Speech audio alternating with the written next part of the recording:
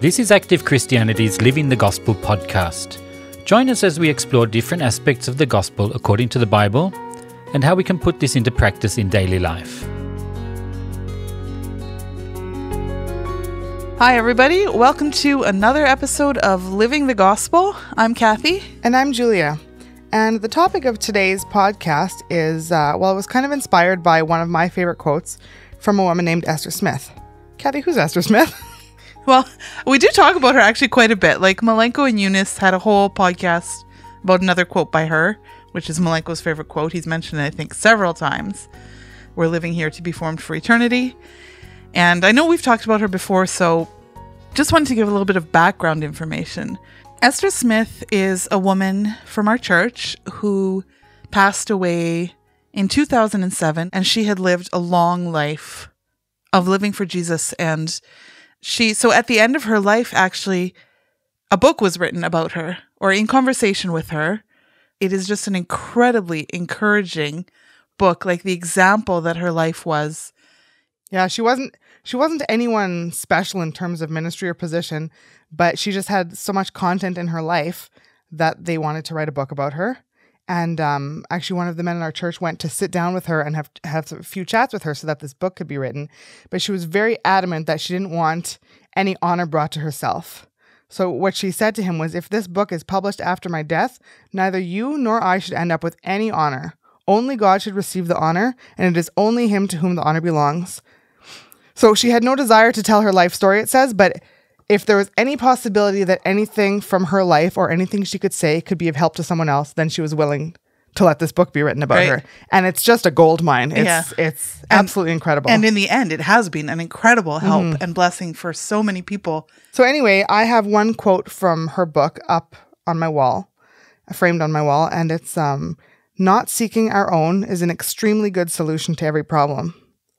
And in a way, there's not too much to add to that. Yeah. It speaks for itself. Yeah. But we thought about it a little bit, and we thought that we'd talk about what seeking our own is. So in other words, selfishness. It's just another way to say selfishness, right? Yeah. So what is selfishness then? Well, I think if you really think about it, the underlying root of what selfishness is sin, right? It's wanting the best for myself, thinking of myself first, putting myself first, my own desires, and what it boils down to is my own will, which we know is exactly what we need to overcome in this life so that we can do God's will. And I think too, I'm not sure if this is the case everywhere, but I feel like I haven't heard the word selfishness used too much in sermons and things like that. Right. But what it's come to for me is that it's actually just a simpler, more practical term for pride. It is actually, right. Egotism. Yeah. Because it's just all about pride it's just I'm number one and I'm the most important and everyone else I'm the center and everyone kind of revolves around me. Right. And that's what the attitude of it is. I know for myself, there are certain things about myself that I've always known. I know that I'm lazy. I know that I think that I need a certain amount of time for myself every day and all these other things. But I kind of got a revelation a year or two ago that all these things that I thought were kind of a bunch of different things were just manifestations of selfishness. They were it was just the fact that I was just selfish and I hadn't really realized it. That it's not that I'm lazy. I mean, I am lazy. Don't get me wrong by nature, but it's a manifestation of the fact that I'm so selfish that I think that I need so much time to sit on the couch. I need to take care of myself and this and that. Right. And, so it really became something that I started to work with. And as a result, this quote has been a huge help for me. Right. So I was thinking, why is it so important to overcome selfishness? You know, what is wrong with it in a sense? And I mean, I guess if I think off the top of my head now, the short answer is that it makes everyone miserable. Right. Me and those around me. Right. Exactly. So, you think that I need this, whatever it is for myself, but in my experience, that's never made me happy. Right. Even if you have this, kind of middle finger to the world attitude that I'm fine just the way I am, and you build this protection around yourself, you end up lonely there. You really do. It isolates yourself, really. Well, I just thought of what Paul wrote to the Philippians right at the beginning of Philippians 2.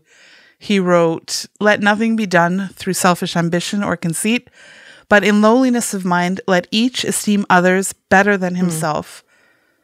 Better than himself. Yeah. not that I think about me first and then I think about the others.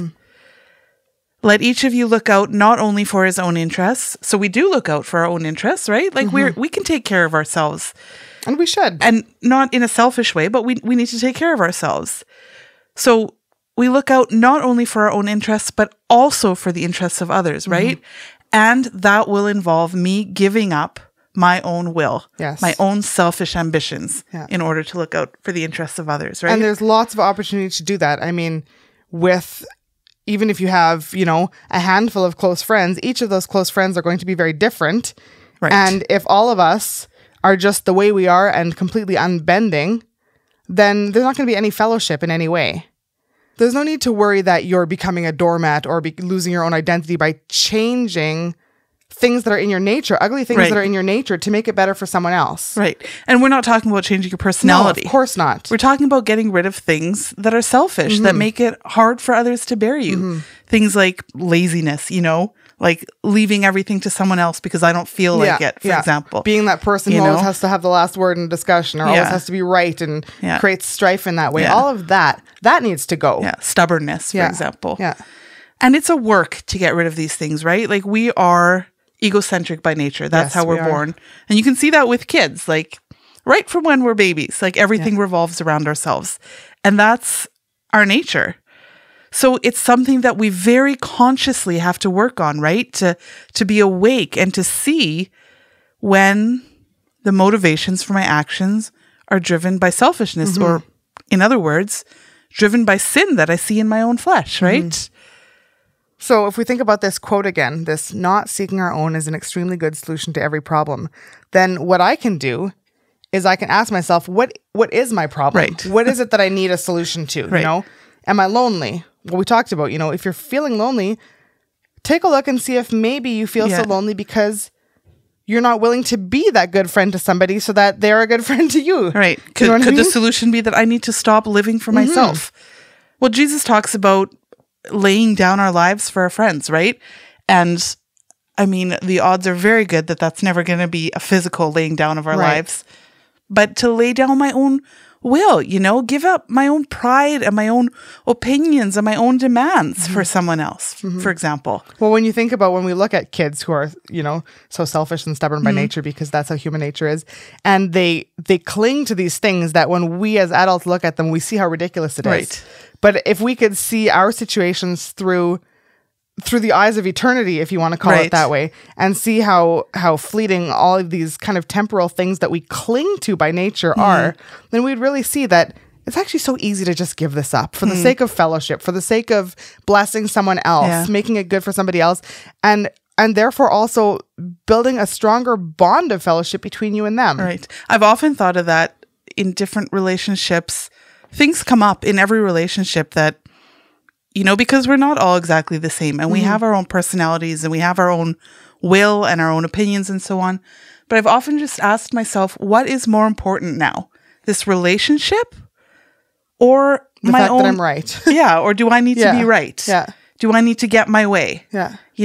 And again, coming back to, it's not that we're saying be a doormat, but is it possible that I can give up my own will and humble myself, be humble so that I can increase fellowship instead of break down and cause division, right? Yeah. I think, and we all know what our own problems, so to speak, are, right? And we can judge ourselves on them and especially ask God to show us the truth about ourselves. Is there something, if I'm experiencing a problem, is there something of sin in my own flesh that needs to be exposed and fought against and overcome, right? And if I am so humble that I want to find that, then I really will find the solution to my problem. Yeah, for sure. No matter what your problem is, if you're somebody who's maybe easily stressed, if you're somebody who worries about 20 years at a time instead of taking one day at a time by nature, if you're somebody who has complicated thoughts and as soon as you start to sit down and have a little bit too much time, your thoughts get all crazy. So many of these things can be alleviated so much by just expending your energy to do something for somebody else. Right. And then it occupies your thoughts and it fills you with probably scientifically speaking, I'm no scientist, but it probably fills you with endorphins, to be honest, right? Yeah, because God is the scientist that created all these laws of nature. So when you do something for somebody else and you see how blessed they are, and maybe you strengthen a bond with them, maybe they just become so happy you've made something good, whatever it is. Yeah. Or you've alleviated some burden for them maybe, or something. Then you feel better. And not just that, but whatever it is that was consuming your thoughts before, this anxiety or whatever it was, it's been replaced with something. Right. So it becomes a solution, and it's not just a Band-Aid, it's something that comes in and heals, actually. Yeah. And I thought we had a get-together with our youth a few years ago for our youth leader was actually aging out, if you want to say it that way. And we had a get-together to kind of a goodbye party for him, and a few people were speaking about him. And one person said that if you could go inside Steve's heart and look around, you would see framed photos of all of the young people hanging on the walls of his heart. And I've thought about that so many times, to have it that way, that those that are around me, those that are my best friends, maybe those that I have to do with that aren't so easy to love, do I have them in my heart hanging framed in a position of honor there in my heart? That I pray for them, that I think about them, that I do things for them, that they're the people who I expend my energy on. Yeah. How completely different is that from being so obsessed with my own desires and my own will and demands and opinions and so on. And then my heart's just full of this, I'm just imagining this tempestuous cloud of my own thoughts and anxieties and everything just swirling around in there. Yeah. And instead to have that clean, pure heart that's filled with care and love for the others. Yeah. And it starts, of course, with a love for Jesus and wanting to be pleasing to him, to my Savior, right? If I start there, then it spreads out into all other areas of my life. Well, and what did Jesus say? He who probably deserved honor and being served or whatever more than anyone else, he said that I did not come to be served, but to serve. So to have that attitude, that's the most noble attitude of heart that you can have. And there's no way that doesn't fill you with a life of content and just a fullness in your heart that you can't get from trying to fill it up with stuff for yourself. Right. I thought too about what Jesus prayed in the Garden of Gethsemane there, where he said, not my will, but yours be done. And what is my will? It's my own selfish desires, right? And Jesus was human. And I think this prayer that he prayed there proves that very much, that he had a will. Because he said, not my will. So he had a human will. But because he had this humble desire that God's will should be done instead of his own, he never sinned. Right. That's why he never sinned, because he had this complete humility of heart. Not my will, but yours be done. And I thought for myself, if I also have this humble heart, this humility, that my only longing actually is to do God's will and not my own, then I too can come free from sin as God gives me light over it, right? And it's a work, it's a process. He gives me light in varying degrees as I go through life. I don't see my whole sin and my whole flesh at one time. Thank goodness. Yeah, exactly. He gives grace that I can overcome it step by step. And then I become free from those selfish ambitions and desires, little by little. And life becomes better and better that way, right? It does. And and like you alluded to, it is a battle, and we can take great comfort from the fact that it was also a battle for Jesus. It was, I mean, what does it say when he was in the Garden of Gethsemane and he was praying that his sweat came down like great drops of blood? And I think he even said, if this cup can pass from me. Yeah, he did. But nevertheless, not my will, but your will. And the fact that he pushed through there and prayed and got the strength and then went knowing that he was facing crucifixion and death, what a tremendous eternal result that had for so many people, him laying his life down.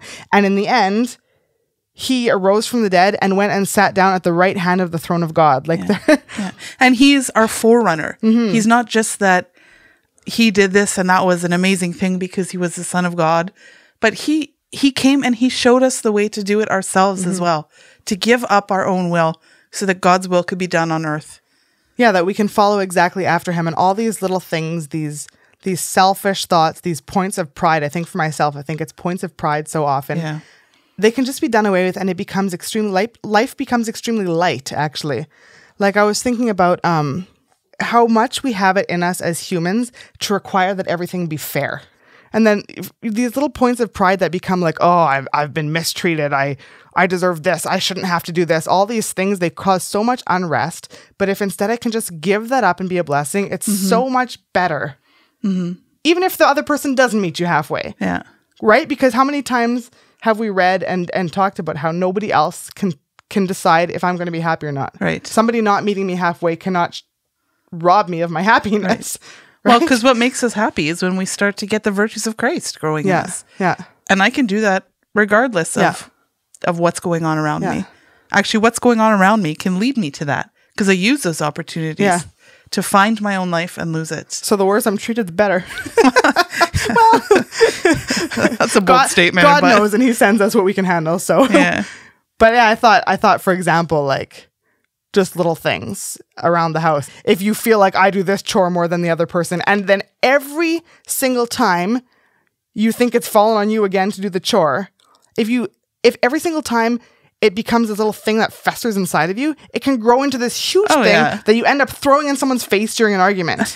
Whereas instead, if you just, every single time it comes up, just put it to death quietly. It takes 2 seconds. Yeah, because especially when you think about it rationally, this is a tiny thing. In comparison to like the importance of my relationship and the importance of not letting sin control me. Yeah. And instead it can become a situation where there will come a point where it wouldn't even occur to you to be unthankful anymore. Yeah. Like we hear often, or we've heard often, this quote that first you can't, then you can, then you can't do anything but. Yeah. And that's how it is when you practice these things, putting to death sin in the flesh and filling yourself with the virtues. It becomes not just second nature, but first nature. Yeah. And it's just an incredible life that we get to live, that we're allowed to understand these mysteries and live this life that just becomes free and light. I just was thinking about this song we have in our songbook, Ways of the Lord. And there's a verse that says, "There is a life so full of weight and content, a life of mercy, love, and righteousness, a life possessed by those so poor in spirit, a life for those who walk in lowliness." And to me, that's just goals. It's goals, exactly. That's what I want my life to be. So thanks for listening again today, everyone. And I hope that we've been able to convey a little bit of what we've gotten from this quote from Esther Smith. Maybe, you know what? Maybe we'll take a little peek through the book and see if there's anything else that we can pull out and bring to another podcast episode, because this book is full of gold. Yeah, it is. So reminder that you can find us on Facebook and on Instagram and follow us there. We always have lots of stuff we're posting there to encourage and edify each other. So look for us there. Yep. Thank you very much for joining us today. We'll see you next time. Bye, everyone.